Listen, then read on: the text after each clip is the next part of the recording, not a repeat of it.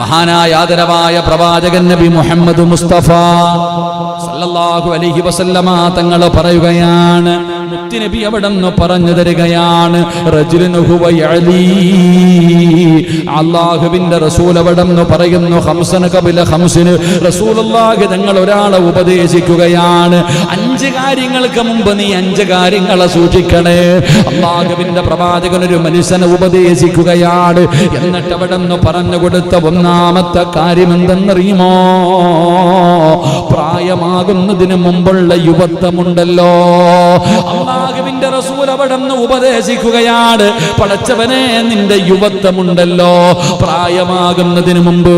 ഇപ്പൊ ഇവിടെ 45ഉം 50ഉം വയസ്സുള്ളവരുണ്ട്. വാപ്പാ 60ഉം 70ഉം വയസ്സ് പിടിച്ചിട്ട് കിടന്ന കിടപ്പിൽ കിടക്കുകയാ. ദുനിയാൻ വയ്യാ, സുജൂദ് ചെയ്യാൻ വയ്യാ.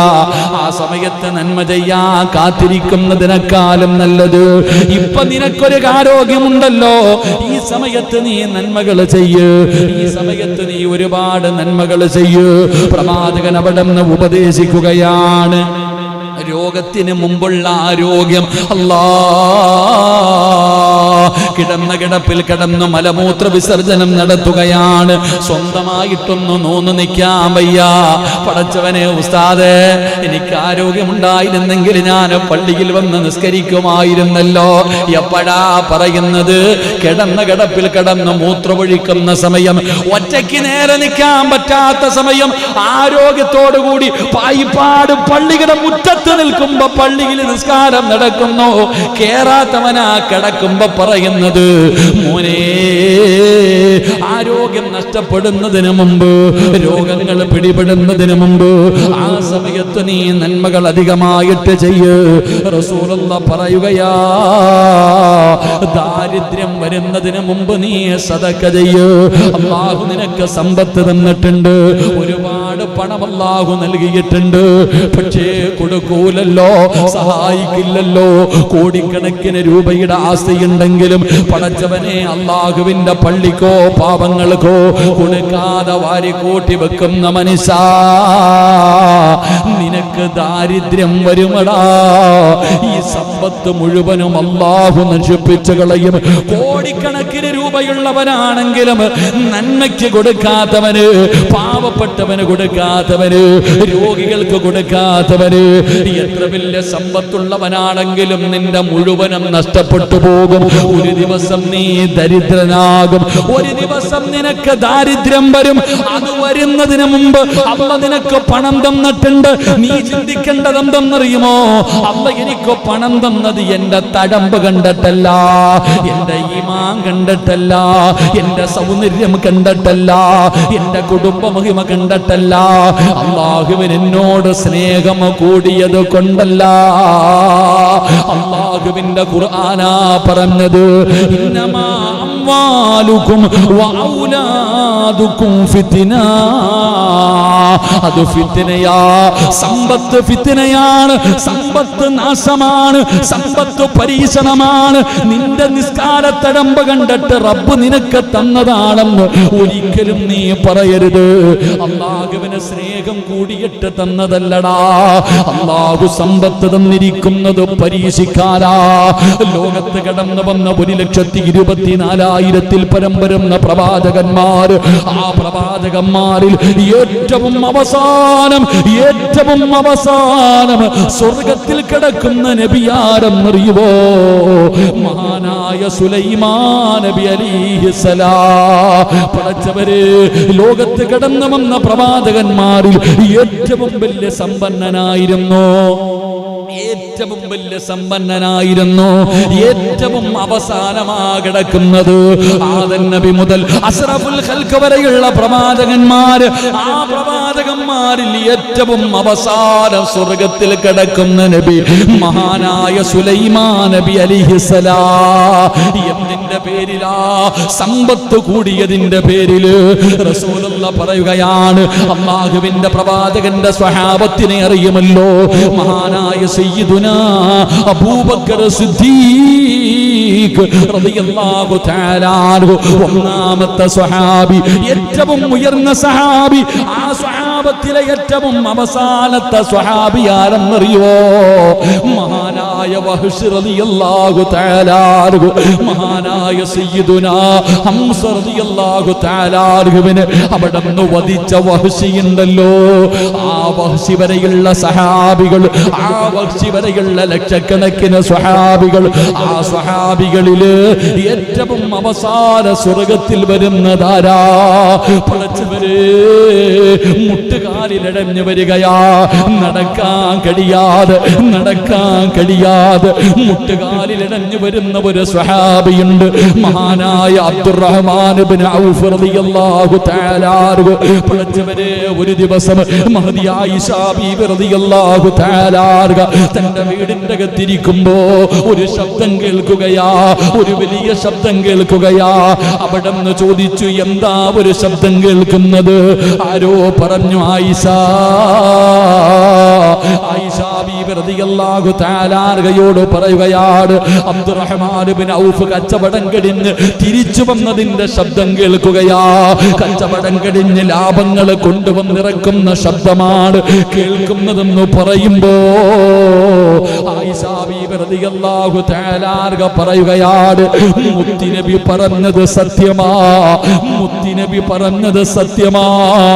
ആരോ അബ്ദുറഹ്മാൻ ഇബ്നു ഔഫ് തങ്ങളോട് പറയുകയാണ്, ആയിഷ ബീവി ഇങ്ങനെ പറഞ്ഞു, മുത്തുനബി പറഞ്ഞത് സത്യമാണെന്ന് നിന്റെ സമ്പാദ്യത്തെ കുറിച്ച് അവിടെ നിന്ന് പറഞ്ഞെന്ന് പറയുമ്പോ അതാ അബ്ദുറഹ്മാൻ ഇബ്നു ഔഫ് റളിയല്ലാഹു തആല അൻഹു ആയിഷ ബീവി റളിയല്ലാഹു തആല അൻഹയുടെ മുന്നിൽ വന്നിട്ട് അവിടെ നിന്ന് ചോദിക്കുന്നു, ഉമ്മ ആയിഷ, ഉമ്മ എന്തേ മുത്തുനബി പറഞ്ഞത്? എന്തേ മുത്തുനബി പറഞ്ഞത്? ആയിഷ ബീവി റളിയല്ലാഹു തആല അൻഹ ചോദിച്ചു, എന്താ ഒരു ശബ്ദം കേൾക്കണേ? അപ്പൊ ആരോ പറഞ്ഞു, അബ്ദുറഹ്മാൻ ഇബ്നു ഔഫ് റളിയല്ലാഹു തആല അൻഹു കച്ചവടം കഴിഞ്ഞിട്ട് കൊണ്ടുവന്ന് ലാഭമിറക്കുന്ന ശബ്ദമാ. അപ്പൊ പറഞ്ഞു, മുത്തുനബി പറഞ്ഞത് സത്യമാ. അത്രേ പറഞ്ഞുള്ളൂ. അപ്പൊ ആരോ പോയിട്ട് പറഞ്ഞു, ആയിഷ ബീവി റളിയല്ലാഹു തആല അൻഹ ഇങ്ങനെ പറഞ്ഞു. കേൾക്കേണ്ട താമസം ഓടി വന്നിട്ട് ചോദിച്ചു, ഉമ്മ ഇവിടെ ഉമ്മയില്ലേ? എന്തേ ഉമ്മ, മുത്തുനബി എന്തേ പറഞ്ഞത്? ഒന്നുമില്ല. പിന്നീട് ചോദിച്ച പറഞ്ഞു, ഏറ്റവും അവസാനം സ്വർഗത്തിൽ കിടക്കുന്ന സഹാബി, ഏറ്റവും അവസാനം മുട്ടുകാലിൽ എഴഞ്ഞ സ്വർഗത്തിൽ വരണേ. അല്ലാഹുവേ, എന്തിന്റെ പേരിൽ? അത്രയും സമ്പത്തുണ്ടായിരുന്നു. ഇതങ്ങിട്ട് പറഞ്ഞ ഉടനെ, ആയിഷ ബീവി റളിയല്ലാഹു തആല അൻഹ പറഞ്ഞ ഉടനെ അബ്ദുറഹ്മാൻ ഇബ്നു ഔഫ് റളിയല്ലാഹു തആല അൻഹു പറഞ്ഞു, ഈ കച്ചവടത്തിൽ കിട്ടിയത് മുഴുവനും അള്ളാന്റെ ദീനിന്, ഈ കച്ചവടത്തിൽ ലാഭമായി കിട്ടിയത് മുഴുവനും അള്ളാന്റെ ദീനിന്, അള്ളാഹ്ക്ക് കൊടുത്തിട്ടും നാളെ മുട്ടുകാലിൽ എഴഞ്ഞ സ്വർഗത്തിൽ പോണത്. അള്ളാഹു ഈമാൻ തരുമാറാകട്ടെ. ആ കച്ചവടത്തിൽ കിട്ടിയ സർവ്വ ലാഭവും അതുപോലെ അള്ളാഹ്ക്ക് കൊടുത്തിട്ട് പോലും ഈ സഹാബി ഏറ്റവും അവസാന സ്വർഗത്തിൽ പോണേ. അങ്ങനാണെങ്കിൽ നമ്മളൊക്കെ എന്തായിരിക്കും ഷാജിക്ക? എന്നാലോചിക്ക. അങ്ങനാണെങ്കിൽ എൻ്റെയും നിങ്ങളുടെ ഗതിയൊക്കെ പള്ളിക്ക് വാർപ്പായി വല്ലതും തരുവോ? ഇല്ല. ഇപ്പൊ ഓണം ആവാറായി, ഇപ്പൊ എല്ലാം കിട്ടും. പള്ളിക്ക് ചോദിച്ചില്ല, ഓണപരിപാടി ഉണ്ടോ? എന്റെ ഫ്ലെക്സ് വെക്കുവോ? ഞാൻ തരാം ട്രോഫി, ഞാൻ തരാം സർവ്വതും, എല്ലാത്തിനും വാരിക്കോരി. അള്ളാഹ്ക്കില്ല. അള്ളാഹുടെ പള്ളി അങ്ങനെ നടക്കട്ടെ. അള്ളാഹുടെ പള്ളി പണിയൊന്നും വേണ്ട. എന്തിനാ അത്ര വലിയ പള്ളി? എൻ്റെ വീട് എന്നെക്കാളും വലുതല്ലേ, എന്തിനാ അള്ളാഹ്ക്ക് ഇത്ര വലിയ വീട്? അള്ളാഹു ഈമാൻ തരുമാറാകട്ടെ.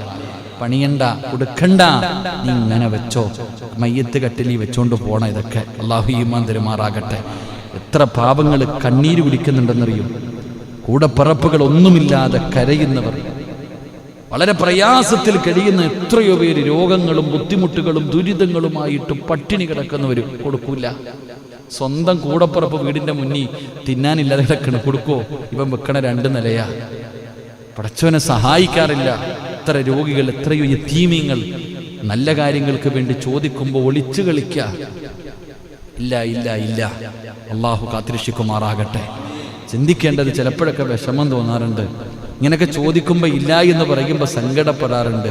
ഒരിക്കലും സങ്കടപ്പെടല്ല. ഞാൻ നിങ്ങളോട് പറയണത്, അവിടെയൊക്കെ പറയണത്, ആരുടെങ്കിലും ഇടയ്ക്ക് പോകുമ്പോൾ സമ്പത്തുള്ളവൻ്റെ മുന്നിൽ പോയി ചോദിക്കുമ്പോൾ തരുന്നില്ലെങ്കിൽ സങ്കടപ്പെടരുത്. കാരണം എന്തെന്നറിയോ? അള്ളാഹ്ക്ക് വേണ്ട അവൻ്റെ പണം. അതാ മനസ്സിലാക്കണ്ടേ. അല്ലാഹ്ക്ക് വേണ്ട എത്രയോ പേര് ഈ പള്ളിക്ക് വേണ്ടി ലക്ഷങ്ങൾ കടമുള്ളവര് 1500 രൂപ തന്നിട്ട് ദുആ ചെയ്യാൻ പറയണം. എൻ്റെ പൊന്നാര പ്രസിഡന്റ്, അത് 1.25 കോടി രൂപയ്ക്ക് വിലയുണ്ട് അല്ലാഹുവിന്റെ മുന്നിൽ. ഇവിടുത്തെ പ്രസിഡന്റ് തന്ന 1 കോടി രൂപയെക്കാളും വിലയുണ്ടാകും. ആ 5, 6, 7 ലക്ഷം കടമുള്ളവൻ സ്വന്തമായിട്ട് വീടില്ലാത്ത ഒരു പാപം തരുന്നത് 1000 രൂപയായിരിക്കാം. അതിന് അല്ലാഹുവിന്റെ മുന്നിൽ കോടികളുടെ വിലയുണ്ട്. ഞാൻ പറയുന്നു, അള്ളാഹുവിൻ്റെ പള്ളി പണിയാൻ അള്ളാഹ് ആരെയെങ്കിലും കൊണ്ടുവരും. നിങ്ങൾ ബേജാറാകണ്ട. അള്ളാഹു ഈമാൻ തരുമാറാകട്ടെ. പറഞ്ഞത് ഹലാല് പോരെ? അള്ളാഹു ഹലാലല്ലേ? അള്ളാഹു നല്ലതല്ലേ? അള്ളാഹു തയ്യിബാണ്. അള്ളാഹു നല്ലത് മാത്രമേ സ്വീകരിക്കൂ. ഇതിനകത്ത് ഹറാമ് വേണ്ട. ഈ പള്ളിക്കകത്ത് പലിശ പൈസ വേണ്ട, പിടിച്ചു പറിച്ചത് വേണ്ട, പറ്റിച്ചുണ്ടാക്കിയത് വേണ്ട. വളഞ്ഞ വഴിയിലൂടെ ഉണ്ടാക്കിയ ഒരുത്തൻ്റെയും 1 രൂപ നിങ്ങൾക്ക് വേണമായിരിക്കും, അള്ളാഹ്ക്ക് വേണ്ട.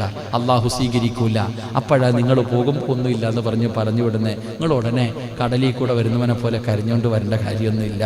കാരണം നിങ്ങൾക്ക് വീട് വെക്കാനല്ല, അള്ളാഹ്ക്ക് വേണ്ടി. അള്ളാഹു ഈമാൻ നൽകുമാറാകട്ടെ. അള്ളാഹ് ഈമാൻ നൽകുമാറാകട്ടെ. ഇതൊക്കെ ആദ്യം പഠിക്കണം. ഇതൊക്കെയാണ് ഞങ്ങളും നിങ്ങളും തമ്മിലുള്ള വ്യത്യാസം. നമ്മൾ വാഴതിന് പോയി നിന്നിട്ട് അങ്ങോട്ട് പിരിക്കാൻ നിൽക്കുമ്പോഴത്തേക്ക് അതെങ്ങനെ രണ്ടും കൽപ്പിച്ച് അങ്ങ് ചോദിക്കുകയല്ല. അൽഹംദുലില്ലാഹ് തരും. കിട്ടുമോ കിട്ടില്ലേ, അത് അള്ളാഹ് തരും. ഇത്രയും പേര് ഇരിക്കുമ്പോൾ അള്ളാഹു ആരെങ്കിലും, ഞങ്ങൾ ധൈര്യത്തിലായി വയ്ക്കണത്. താത്ത ഒരു സ്വർണ്ണ ഊരിത്തരും. എവിടുന്ന്? പെണ്ണുങ്ങൾ ആരെങ്കിലും ഊരിത്തരുവോ? 100കണക്കിന് പെണ്ണുങ്ങൾ ഫ്രണ്ടിലിരിക്കുമ്പോൾ ഒറ്റ ചോദ്യം, എനിക്കൊരു മോതിരം വേണം, ഊരിത്ത. അതൊരു വിശ്വാസമാ. കാരണം ചോദിക്കുന്നത് എൻ്റെ പെണ്ണുമ്പിള്ളേക്കല്ല, അള്ളാഹ്ക്ക് വേണ്ടി. ആരെങ്കിലും അള്ളാഹ് കൊണ്ടുവരും. തൻ്റെ മുന്നിലിരിക്കുന്നവരോട് 10,000 20,000 ചോദിക്കുമ്പോൾ ഞാൻ ഉണ്ടെന്ന് പറഞ്ഞ് കൈവെക്കും. അത് അള്ളാഹ് കൊടുക്കുന്ന മനസ്സ്. അള്ളാഹുവാണ് തോന്നൽ കൊടുക്കുന്നത്. കാരണം മഹാനായ നബി മുഹമ്മദ് മുസ്തഫ സല്ലല്ലാഹു അലൈഹി വസല്ലമ തങ്ങൾ പറഞ്ഞു, 1 രൂപ സദക്ക കൊടുക്കണമെങ്കിൽ 70 ശൈത്താൻ കയ്യെ പിടിച്ചിട്ട് പറയും, സിറാജ് കൊടുക്കരുത്, 2 മക്കൾ വളർന്നു വരുന്നു, വീട് വെക്കണം, കച്ചവടമില്ല, കൊറോണ ആണ്, ആകെ പ്രതിസന്ധിയാണ്, ഓണം വരുന്നുണ്ട്, കൊടുക്കരുത്. എത്ര എണ്ണം? 70 എണ്ണം. 70 ശൈത്താൻ എൻ്റെ കയ്യെ പിടിച്ചിട്ട് പറയും കൊടുക്കരുത്. അപ്പം ഞാൻ പറയും, എടുക്കടാ കൈ. അള്ളയാടാ സമ്പത്ത് തരുന്നവൻ, അല്ല തരും. 70 എണ്ണത്തിനെ പരാജയപ്പെടുത്തിയാലേ 1 രൂപ സദക്ക ചെയ്യാൻ കഴിയൂ എന്ന് ആദരവായ പ്രവാചകൻ നബി മുഹമ്മദ് മുസ്തഫ. 70 എണ്ണത്തിനെ വലിച്ചെറിഞ്ഞാലേ 1 രൂപ കൊടുക്കാൻ പറ്റൂ. അപ്പം 10 രൂപ കൊടുക്കണമെങ്കിലും. അതാ ഞാൻ പറഞ്ഞത്, മനസ്സ് അത് അള്ളാഹു തരണം. അള്ളാഹു തീരുമാനിക്കണം. നീ തീരുമാനിച്ചാൽ കൊടുക്കാൻ പറ്റൂല. അള്ളാഹു നമുക്ക് ഈമാൻ നൽകുമാറാകട്ടെ. അതുകൊണ്ട് എൻ്റെ പ്രിയപ്പെട്ട സഹോദരങ്ങളെ, നന്മകൾ അധികമായിട്ട് ചെയ്യും. ജീവിതത്തിൽ എന്തെങ്കിലുമൊക്കെ, ഞാൻ ഇന്നും ഒരു വീട്ടിൽ പോയപ്പോൾ ഞാൻ അവരോട് പറഞ്ഞു, ജീവിതത്തിൽ കോടിക്കണക്കിന് ആസ്തിയുണ്ടെന്ന് പറഞ്ഞിട്ട് കാര്യമൊന്നുമില്ല. അവിടെയുണ്ട്, ഇവിടെയുണ്ട്, എനിക്ക് അവിടെ വീടുണ്ട്. ഞാൻ മുബാഷിക്കടുത്തും പറയും, മുബാഷിക്ക അവിടെ വസ്തു കിടക്കുന്നുണ്ട്, JCB ഉണ്ട്, മറ്റേ ക്രെയിൻ കിടക്കുന്നുണ്ട്. ഇതൊന്നും കിടക്കുന്നുണ്ടെന്ന് പറഞ്ഞിട്ട് കാര്യമൊന്നുമില്ല. അവിടെ ഇവിടെ ഉണ്ടെന്ന് പറഞ്ഞിട്ട് കാര്യമൊന്നുമില്ല. നിങ്ങൾക്ക് വേണ്ടി നിങ്ങൾ എന്ത് ചെയ്തു? അതാ ചിന്തിക്കേണ്ടത്. ഓരോരുത്തരും ചിന്തിക്കേണ്ടത്, എനിക്ക് വേണ്ടി എന്ത് ചെയ്തു? എനിക്ക് വേണ്ടി, എനിക്ക് വീടുണ്ട്, എനിക്കൊരു ചെറിയ വണ്ടിയുണ്ട്, എനിക്ക് ഇത്തിരി വസ്തുവുണ്ട്. ഇതൊന്നും ഞാൻ മരിച്ചു പോകുമ്പോൾ കൊണ്ടുപോയില്ലല്ലോ. അതാ ഞാൻ ചിന്തിക്കേണ്ടത്. ഇന്ന് രാത്രി മരിച്ച അൽഹംദുലില്ലാഹ് ഹാപ്പി ആയിട്ട് സന്തോഷത്തോടു കൂടി പോകും. കാരണം എന്തേ? അൽഹംദുലില്ലാഹ് എവിടെയെങ്കിലൊക്കെ എന്തെങ്കിലുമൊക്കെ നല്ലത് ചെയ്ത് വെച്ചിട്ടുണ്ട്. അതാ ഞാനും നിങ്ങളും ചിന്തിക്കേണ്ടത്. ജാരിയായ സദക്ക പായിപ്പാട് പള്ളിയിൽ നിന്നൊരു ദിവസം പിരിഞ്ഞു പോകും, എന്നെ പിരിച്ചുവിടും, എന്നിവിടെ നിണ്ടുപോവില്ല. പക്ഷെ ഞാൻ ഇറങ്ങിപ്പോകുമ്പോൾ എനിക്ക് അല്ലാഹുവിന്റെ മുന്നിൽ പറയാൻ കഴിയും, ഈ പള്ളിക്ക് വേണ്ടി എന്തെങ്കിലും എനിക്ക് ചെയ്യാൻ പറ്റിയെന്ന്. അതാണ് നമ്മൾ ഓരോരുത്തരും ചിന്തിക്കേണ്ടത്. ആഖിറത്തിലേക്ക് വെക്ക്, എന്തെങ്കിലും ചെയ്തു വെക്ക്. അല്ലാതെ അവിടെ ഇവിടെയും വാങ്ങിയിട്ടിട്ട് കാര്യമൊന്നുമില്ല. അല്ലാഹ്ക്ക് വേണ്ടി എന്തെങ്കിലും കൊടുത്തു കഴിഞ്ഞാൽ ജാരിയായ സദക്ക പള്ളിക്ക് വേണ്ടി കൊടുക്ക്. പള്ളിപ്പറമ്പിൽ കിടക്കുമ്പോൾ യാചിക്കേണ്ടി വരില്ല. ഈ പള്ളിപ്പറമ്പിൽ എത്രയോ പേര് കിടന്ന് യാചിക്കുന്നു. കാരണം എന്തേ? മക്കളാരും വരാറില്ല. എളുപ്പം തീരുന്ന പള്ളിയിൽ പോകും. എളുപ്പത്തിൽ എവിടെ തീരാ? ഇപ്പം പിന്നെ ഒരുപാടെണ്ണം ഉള്ളതുകൊണ്ട് എവിടെയെങ്കിലുമൊക്കെ ഓടിക്കേറി പോകാമല്ലോ. അപ്പം പിന്നെ ഇവിടുത്തെ ബുദ്ധിമുട്ട് AC ഒക്കെ ഉള്ളത് കൊണ്ട് അങ്ങോട്ട് കിട്ടൊക്കെ ഓടാമല്ലോ, കുഴപ്പമൊന്നുമില്ലല്ലോ. എല്ലായിടത്തും നിസ്കരിക്കാമല്ലോ. പള്ളിയൊന്നും വേണമെന്നില്ലല്ലോ. റൂം കിട്ടിയാലും നമുക്ക് നിസ്കരിക്കാം. ഓടിച്ചാടി അവിടെ ഇവിടെയൊക്കെ പോകാം. ഇവിടെ ആരെങ്കിലും വരാറുണ്ടോ? വെള്ളിയാഴ്ച ഇവിടെ വന്നാൽ എത്ര പേരാ താഴോട്ടിറങ്ങുക? ഞാൻ കുറേ കാലം കൊണ്ട് പറയണം, ആ കാടൊന്ന് വെട്ടെന്ന്. ബംഗാളി പോലും ഇറങ്ങണില്ല, പാമ്പുണ്ടെന്ന് പറഞ്ഞുകൊണ്ട്. അവസ്ഥ ആരാ പോകാം? അവസാനം ഇവിടെ കിടക്കുമ്പോൾ നിങ്ങളുടെ ഗതി ഇതൊക്കെ തന്നെയല്ലേ? അതുകൊണ്ട് ഞാൻ പറയുന്നത്, എന്തെങ്കിലും നന്മകൾ ചെയ്തു വെക്ക്. ആഖിറത്തിലേക്ക് വേണ്ടി രക്ഷപ്പെടാൻ എന്തെങ്കിലും ജീവിതത്തിൽ ചെയ്തു വെക്ക്. അല്ലാഹു നമുക്ക് ഈമാൻ നൽകുമാറാകട്ടെ. എപ്പോഴും അവസരം കിട്ടണമെന്നില്ല. സ്വന്തമായിട്ടൊരു പള്ളി കിട്ടാന്ന് വെച്ചാൽ നടക്കണ കാര്യമല്ല. സ്വന്തമായിട്ടൊരു പള്ളി കിട്ടാന്ന് വെച്ചാൽ വലിയ പ്രയാസമുള്ള കാര്യമാണ്. അതിൻ്റെയൊക്കെ ബുദ്ധിമുട്ട് ഇവർക്കൊക്കെ അറിയാം. ഞാനൊക്കെ അനുഭവിച്ചുകൊണ്ടിരിക്കുക. നമ്മുടെയൊക്കെ ഒരു വലിയ എന്തെന്നറിയുന്നത് അതിൻ്റെ പ്രതിഫലം. ഞാൻ 2 ദിവസമായിട്ട് എൻ്റെ പ്രിയപ്പെട്ട പിതാവിനെ കുറേ കാലമായി സ്വപ്നം കണ്ടിട്ട്, എൻ്റെ അത്തായി ഞാൻ സ്വപ്നം കണ്ടിട്ട് കുറേ നാളായി. അൽഹംദുലില്ലാ. ഇതെന്നറിയില്ല, പതിവില്ലാതെ ഞാൻ എൻ്റെ ഉപ്പാനെ ഇന്ന് 2 ദിവസം ഞാൻ സ്വപ്നം കണ്ടു. അള്ളാഹു ഖബർ വിശാലമാക്കി കൊടുക്കുമാറാകട്ടെ. എൻ്റെ വീടിൻ്റെ താഴെ എൻ്റെ അത്ത കെട്ടിയൊരു പള്ളിയുണ്ട്. എൻ്റെ വീടിൻ്റെ തൊട്ട് താഴെ ഒരു ചെറിയ തെക്കാവിരിപ്പുണ്ട്. അതൊരു വലിയ ഒരു മൗലാനയുടെ കൂടെ. അപ്പം അതിൻ്റെ ഫ്രണ്ടിലെ ജനല് ഞങ്ങളുടെ വീടിന് വെച്ചിരുന്ന ജനലാണ്. ഞാൻ ഉപ്പാനെ കാണുമ്പോൾ പള്ളിക്ക് തിരുന്ന് ഖുർആൻ ഒന്നായിട്ടാണ് കാണുന്നത്. പ്രിയപ്പെട്ടവർ, ആ മനുഷ്യൻ ജീവിതത്തിൽ ചെയ്ത നന്മ അതാ. നമ്മൾ വിചാരിക്കും മരിച്ചുപോയ അത്തായ അമ്മയൊക്കെ സ്വപ്നം കാണുന്നുണ്ടോ? നമ്മൾ എല്ലാവർക്കും പറ്റൂല. മരിച്ചുപോയ മാതാപിതാക്കളെ സ്വപ്നം കാണണമെങ്കിൽ പറ്റൂല. കാരണം അവരുമായിട്ട് അത്ര ഒരു ബന്ധം ഉണ്ടെങ്കിൽ മാത്രമേ നമുക്ക് കാണാൻ പറ്റൂ. അള്ളാഹു ഈമാൻ തരുമാറാകട്ടെ. കാണാൻ പറ്റുമോ? എളുപ്പത്തിലൊന്നും കാണില്ല. നമ്മൾ അവരുമായിട്ടൊരു ബന്ധം. അൽഹംദുലില്ലാ, എൻ്റെ മനസ്സിൽ വലിയൊരു ആഗ്രഹമുണ്ട്. എൻ്റെ ഉപ്പാന് വേണ്ടി ഒരു പള്ളി, ഞാൻ എൻ്റെ ഒരു പള്ളിക്കൊരു സദക്ക കൊടുക്കണമെന്ന് ഞാൻ കരുതി. എൻ്റെ വാപ്പാടെ പേരിൽ ഒരു പള്ളിക്കൊരു സദക്ക കൊടുക്കണമെന്ന് ഞാൻ കരുതി. അൽഹംദുലില്ലാ, ഇപ്പോൾ ഒരു പള്ളി കെട്ടിക്കൊണ്ടിരിക്കുക. ഞങ്ങളുടെ വാപ്പായ്ക്ക് വേണ്ടി ഇൻഷാ അല്ലാഹ് ഞാനൊരു പള്ളി കെട്ടിക്കൊണ്ടിരിക്കുക. പള്ളിയുടെ 2 നിലയും വാർത്ത് തേപ്പ് നടന്നുകൊണ്ടിരിക്കുക. വലിയ പള്ളിയൊന്നുമല്ല, ഇപ്പോൾ ചെറിയൊരു പള്ളി, 1500 സ്ക്വയർ ഫീറ്റ് ഉള്ളൊരു പള്ളി. അൽഹംദുലില്ലാ, നിങ്ങളൊക്കെ ദുആ ചെയ്യണം. അള്ളാഹു അതിൻ്റെ പണി അള്ളാഹു എളുപ്പത്തിലാക്കി തരുമാറാകട്ടെ. അള്ളാഹു എളുപ്പത്തിലാക്കി തരുമാറാകട്ടെ. ചെറിയൊരു മസ്ജിദ്, അൽഹംദുലില്ലാ, മനോഹരം. ഈ പള്ളി തീരുന്നതിന് മുമ്പ് ഞാനത് തീർക്കും. എനിക്ക് എത്രയും പെട്ടെന്ന് തീർക്കണം. നമ്മൾ ഇതൊക്കെയാ ജീവിതത്തിലുണ്ട്. എന്തിനായി ചെയ്യണേ? ഞാനിന്ന് എൻ്റെ ഉമ്മാനെ വിളിച്ച് ഞാൻ പറഞ്ഞു, ഉമ്മ പാപ്പാനെ നീ എന്തിനാ മോനെ പഠിക്കണം? നീ ഒരുപാട് നന്മ ചെയ്യണല്ലോ ഉപ്പായ്ക്ക് വേണ്ടി. ദ്വാ ചെയ്യണല്ലോ, എനിക്ക് വേണ്ടിയല്ല, നമുക്ക് രക്ഷപ്പെടാൻ. ഞാൻ പറഞ്ഞത് അയ്യോ ഞാൻ പള്ളി കെട്ടെന്ന് പറഞ്ഞ് പത്രത്തിൽ കൊടുത്തല്ല. ഞാൻ പറഞ്ഞത് എന്തെങ്കിലും ചെയ്തു വെക്ക്. എൻ്റെ ഭാര്യയിലും മക്കളിലും എനിക്ക് വലിയ പ്രതീക്ഷയൊന്നുമില്ല. ഞാൻ മരിച്ചുപോയ എനിക്കവർ ദ്വാ ചെയ്യുമെന്ന് ഉറപ്പിച്ചു പറയാൻ കഴിയോ? പറ മനുഷ്യ, കഴിയോ? ഷാജി അണ്ണൻ മരിച്ചുപോയ ഷാജി അണ്ണൻ്റെ മകനും മക്കളൊക്കെ ദ്വാ ചെയ്യുമെന്ന് ഉറപ്പിച്ച് പറയാൻ പറ്റുമോ? മനസ്സിലായതിനെ പറ്റുമോ? നമുക്ക് ആർക്കെങ്കിലും പറയാൻ പറ്റുമോ? ചെയ്തപ്പോൾ സമയമില്ല, നമുക്ക് തന്നെ സമയമില്ല, പിന്നെ നമ്മുടെ മക്കൾ. പക്ഷെ അവിടെ കിടക്കുമ്പോൾ എന്ത് ചെയ്യരുത്? തെണ്ടരുത്. യാചിക്കുമെന്ന ഖബറിൽ കിടക്കുന്ന ജനാസ മയ്യത്തുകൾ യാചിക്കും.